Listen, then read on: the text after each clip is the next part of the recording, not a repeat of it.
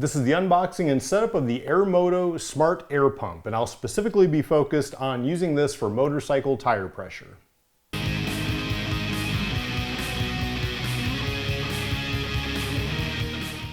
In opening the box, the first thing you see is this little pouch, and when you open it up, I'm a little bit surprised it's got a Ziploc on it because none of these things look like they're going to expire. It's plastic. All right, so you basically got your charging cord and your little transformer here. I would guess you can use that on a computer USB as well. Plugs into the brick. And you also have the lighter adapter in case you want to use it for a car. And it just has the 12-volt adapter, and then here's where you'd put your USB cord.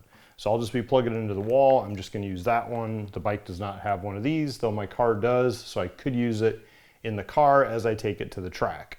Here's the actual pump. Pull it open. There's the manual for those that believe in reading those. Here's the pump. This is a little bag for it.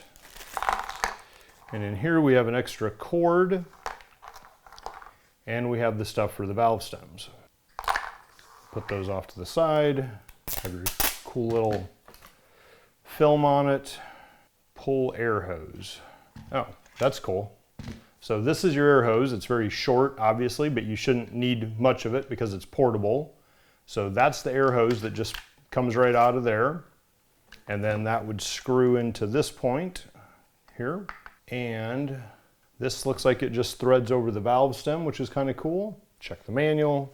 And I like to try to just using the things intuitively at first because that's a true test of usability. Any product nowadays should be fairly intuitive.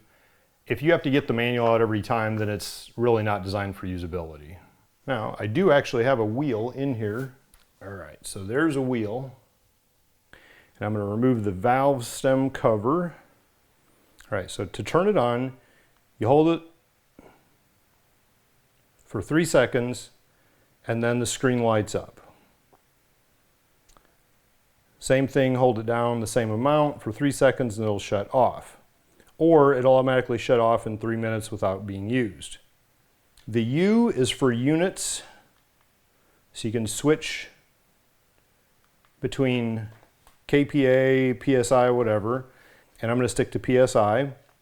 This down here is the mode, so it's car, motorcycle, bicycle, ball, and then that must be custom, so I'll just use that.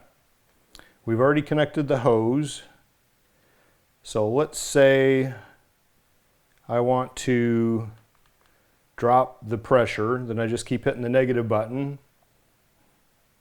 and let's say I'm going to do it at 35 psi.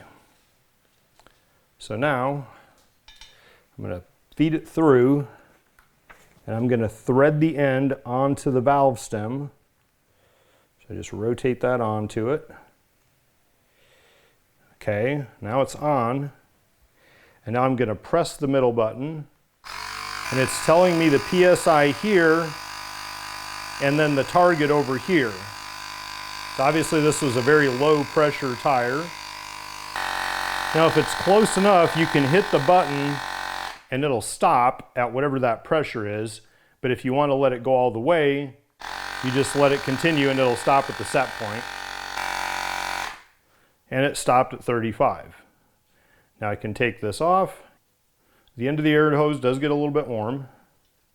Okay, and then it's back to 0 because it's now reading 0, which it's just reading ambient. Okay, then you would just take this off, stick it in here, and it's all self-contained, and then you just turn it off by holding the button down for 3 seconds. Now just to check, I'm going to take a normal tire pressure gauge that I've got in the garage. These aren't super accurate, but I just kind of want to make sure it's close. And these, as a lot of motorcycle tires, they're a little bit awkward getting in here, but let's see if we can get some kind of a reading here. Okay, and you can see it's just right at 35. Now granted, there's a little bit of a delta, it's just, 34 and change, but these things aren't the most accurate anyway, so for all practical purposes, I feel like it's within a, let's call it a half PSI between this and the device. So I'm happy with that. Don't forget to put your valve stem cover back on. Now, of course, I'll charge this 100% before I take it to COTA next weekend for track day, but this is a nice little addition to be able to throw in a bag or something to take with a few tools and the cameras and that to a track day, just to be able to have that flexibility and an easy way to adjust your tire pressure on the fly. Overall, I'm very happy with the usability of it. It seems to work really well.